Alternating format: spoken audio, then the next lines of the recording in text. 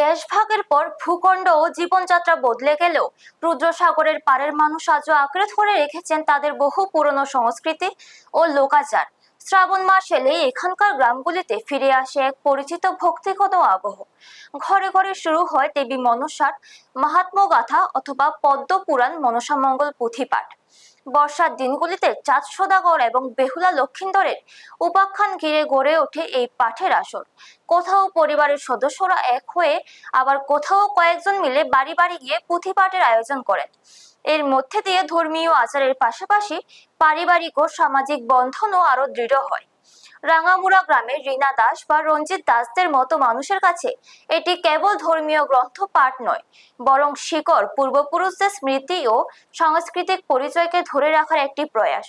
আধুনিকতার হাওয়া লাগলেও প্রবীণরা নতুন প্রজন্মকে সঙ্গে নিয়েই এই ঐতিহ্যকে টিকিয়ে রাখতে চান, কারণ তারা বিশ্বাস করেন গল্প মূল্যবোধ প্রজন্ম থেকে প্রজন্মে পৌঁছে দিলেই কোনো ঐতিহ্য সত্যিকার অর্থে বেঁচে থাকে।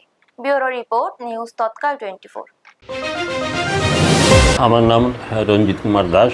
তো আমি ছোটো থেকে দেখেছি আমার মা বাবা যখন সেই পূর্ববঙ্গের থেকে এদেশে ত্রিপুরাবাসী হয়ে এদেশে আসার পর থেকেই আমি তো মা বাবার বড় ছেলে, ছোটো থেকে দেখেছি তারা মনসার বই পড়তেন।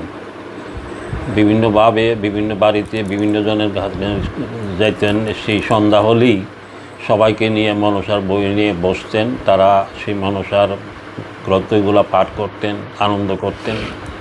অ্যাকচুয়ালি আমরা তো